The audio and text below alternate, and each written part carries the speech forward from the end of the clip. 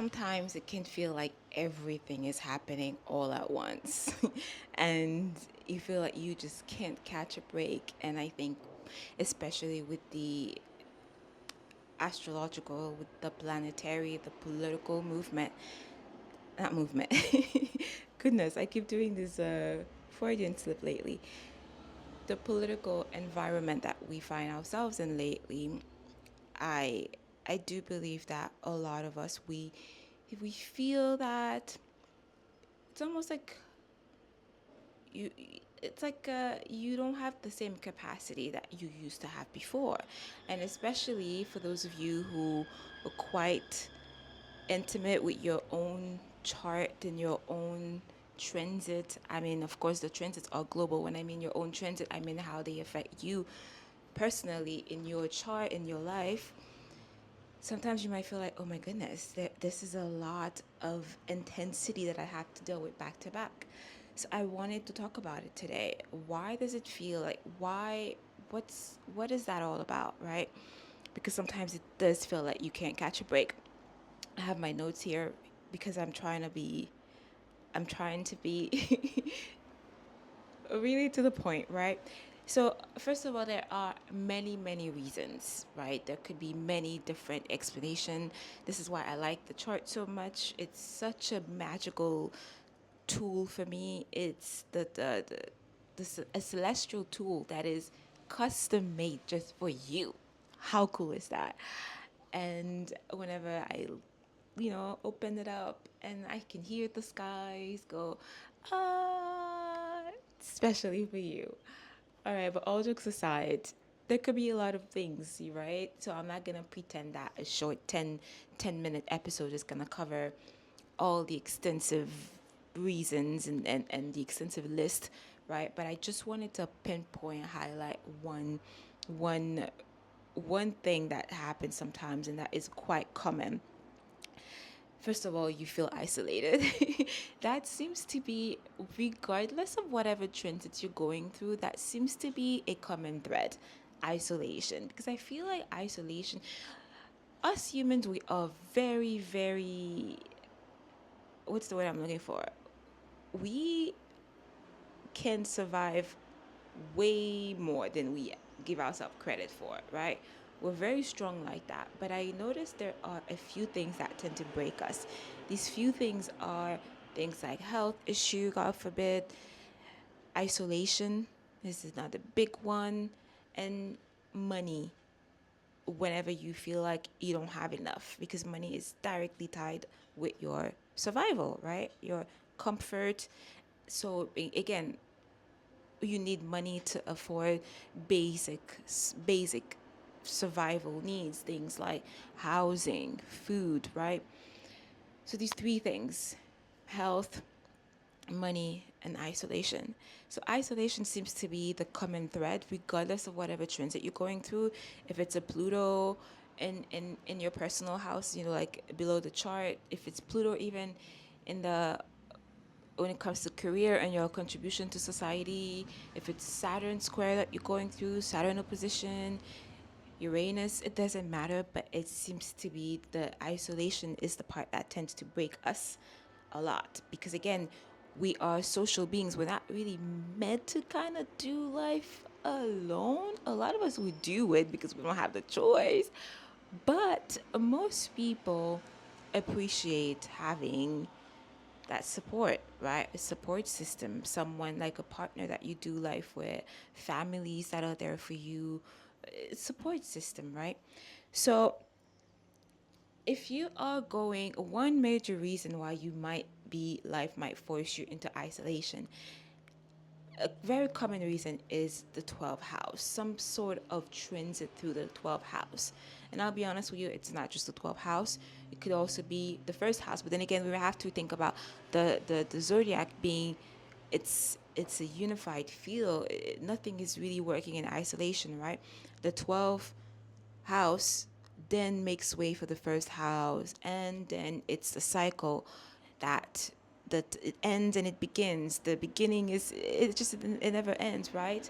So, but I noticed that quite this is a very, very big one, because the 12th house is pretty much the unseen area of your life. It's I like to associate it with Pluto. It's that the deep psyche, those things that we don't really want to face. A lot of time we don't even know what they are, what's there. And a lot of time this is also where this is like ancestral karmic stuff, ancestral baggage, things that have been passed down, lineage, some family trauma, some really heavy stuff. So nothing funny about that. I'm laughing because it's deep. And if you have any aspect in your chart that is really creating tension with any planet that you might have in the 12th house, then you might really feel that deep isolation. Or if you have transit, let's bring up Pluto transiting your 12th house, or Saturn if your sun is in your 12th house, right? And then Saturn is also transiting, or any major planet, outer planet, right? Because these are they're in a rush. They go really slow. And even Saturn I put in a slower planet, because Saturn is pretty much the last, before we discovered those three modern planets, Uranus, Pluto, and Neptune. Saturn was the one that we thought was the furthest and the only one, that the last planet, right? So it is still seen as a moving planet, because whenever it's transiting through a house, it usually spends 2.5 years there, and it ain't in no rush. Right now, Saturn is in Aries, and a lot of us are feeling some sort of activation depending on what your own chart is, depending on your own personal configuration. If you don't know about that, you can always come and see me. Pull out your chart on the internet. There's so many tools nowadays. There's astro.com, AstroSeek, that you can go, and they're free, where you can pull out your chart. The easiest thing is pulling out the chart. I'm not gonna lie. The harder part is the interpret. Oh, like I talk today. Interpretation, l'interprétation. My goodness, of all of these things that often seem like a bunch of hieroglyph to the untrained eye. So if you don't want to deal with it, or not just that, right? Again, we can't do life alone. You want like support or anything like that, you can definitely have a consultation with me.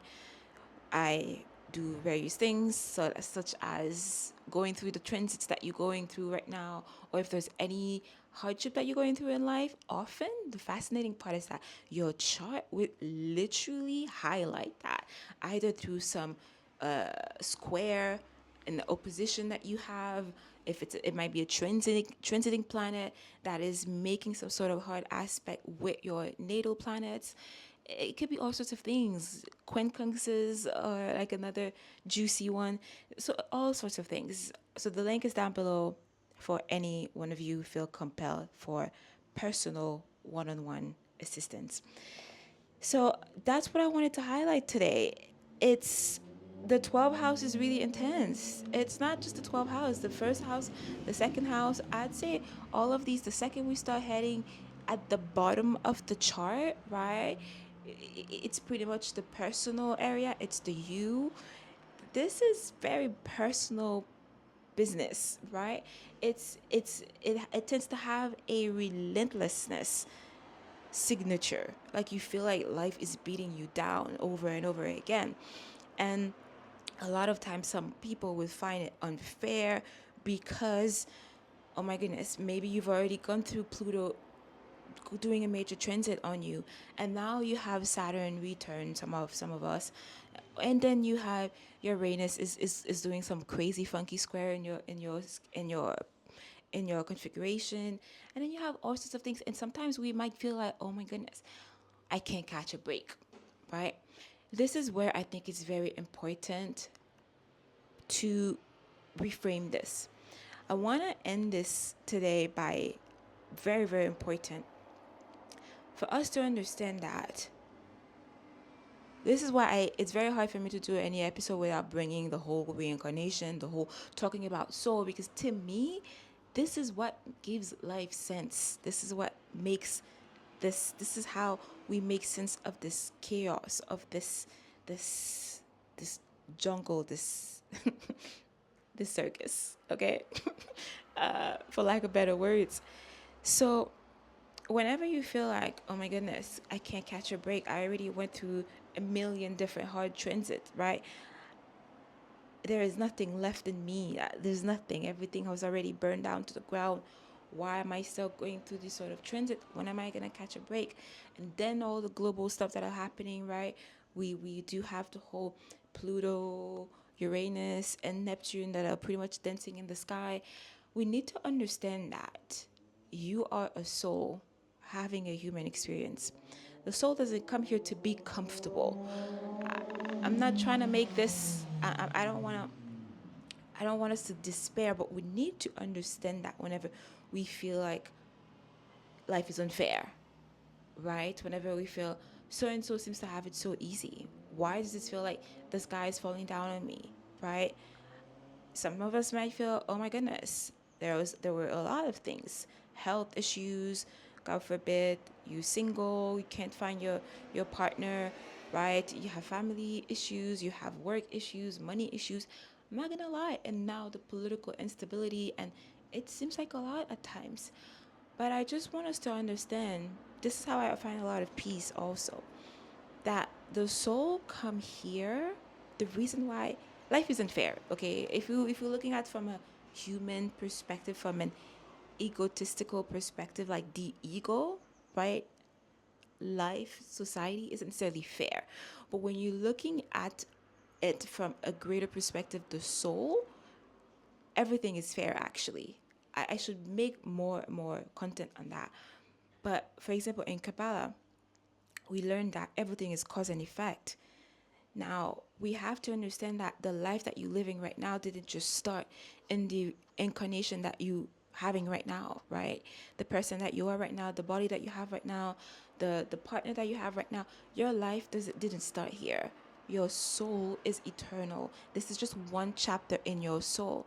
And then we carry on karma here. So I don't want this episode to have a very it's your fault tone. I really hate when things turn that way. But I just want us to understand. My goal with this episode today is empowerment. For us to understand that we're not a victim. I know it's hard some days to get in that mindset, but we need to keep working at it every day. Me, when I wake up in the morning, I have a little paragraph that I made up.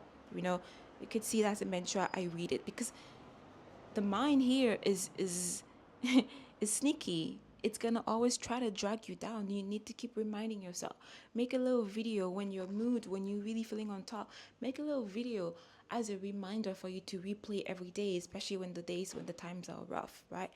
But we need to understand that we each have a different curriculum based on the karma that we have, based on the karma that we've accumulated in previous life, in previous past lives, and based on the need of your soul. So it's almost when you think about it, all the souls are up there chilling. I like to think about them having a blast up there in, I don't know, Universe Central. And then they get together and they're like, oh, you know what? When I'm thinking about all of my past lives, I feel like I've given a lot. I feel like I've done a lot of curriculum in terms of relationship, right? I've mastered that aspect. I know how to be selfless. I know how to give to the others. I've mastered that. But you know what happened? I realized that I really could do a little bit more work, or I'm lacking when it comes to the empowerment of my soul, of the self, right? I could do more. I could learn more on that aspect. Listen, I'm I'm really bastardizing this a little bit, right? And oversimplifying it just to make my point across. So that soul might come back with the perfect parents that it needs. Oh, that's another another Pandora's box I don't want to open open up today. We all have traumas, all of us. And a lot of us we grow up thinking, what are like these parents don't understand me? Why am I here in this family? But from the soul perspective, these are the exact perfect parents and the perfect setup that was needed for the soul's growth, for the soul's curriculum for that specific lifetime. So I want us to really think about that. Try our best. Think about that because it's not easy. Yeah, I'm not gonna lie to you. It's not easy when the dark cloud is over our head, right? because this help you find peace. If you're one of these people going through those what seems like relentless transit where you feel like you can't catch a break, when you feel like there's a lot of intensity, a lot of pounding on the self, right? Things like Pluto transiting your first house, Pluto transiting the 12, Saturn aspecting aspects in your first, in your second house, in your third house, even in the 4, 5, 6, which is still really personal areas of life. So often it's because this is what the soul need to elevate. The entire this entire circus is pretty much like a gym for the soul. So that's what I wanted to talk about today, and because I think this alone helps me find so much peace, and I hope it helps you find peace also.